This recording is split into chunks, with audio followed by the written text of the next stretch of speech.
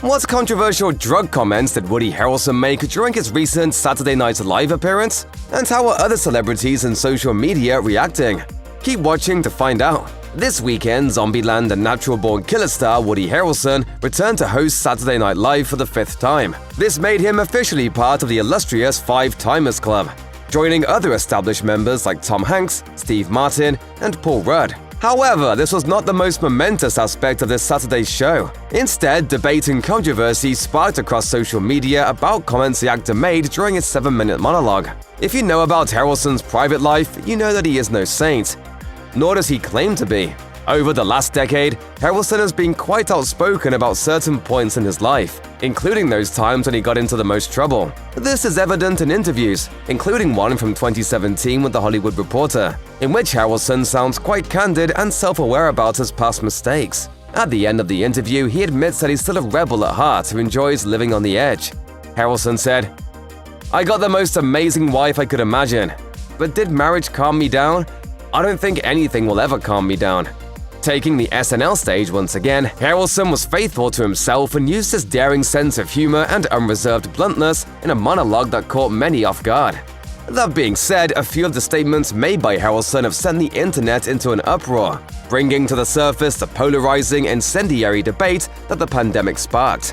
During his monologue, Harrelson made no attempts to hide his past with alcohol or the fact that he still has a seemingly functional relationship with the devil's lettuce. However, it may be surprising to some that these were not the drugs mentioned in the actor's monologue that caused the impassioned online clamor. Nor was it the fact that Harrelson rather hilariously threw his poor manager, Jeremy, under the bus for breaking the law by claiming he, and not the actor, transported weed from California to New York. What instigated the online furor was Harrelson's use of a metaphor to make an implicit critique of COVID measures and denounce the big pharmaceutical companies behind the vaccines.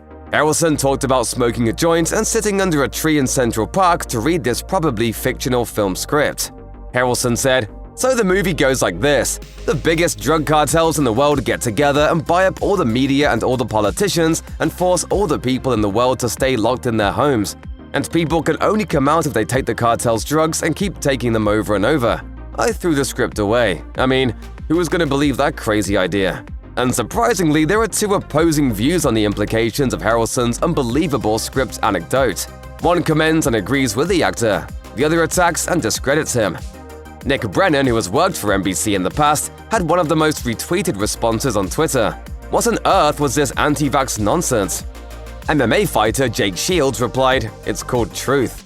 2 hours after his anti-vax nonsense post, Brennan posted a screenshot of Twitter CEO Elon Musk's favorable response to the SNL monologue, captioning it, "And here it all makes sense."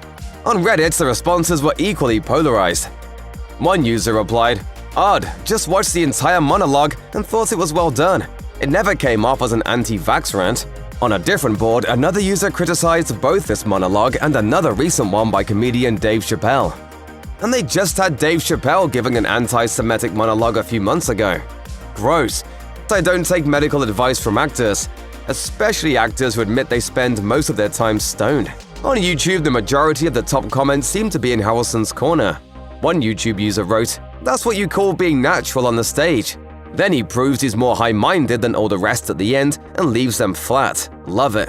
Another commenter pointed out the live studio reactions, or lack thereof, stating, "Love the audience silence at the cartel joke." One user went as far as putting in words what many viewers must have thought when watching the monologue, writing, "And just like that, he was never seen again in Hollywood or on SNL." Whether you agree or disagree, whether you find it brave or unhinged, it is undeniable that Harrelson took a risk with this controversial joke.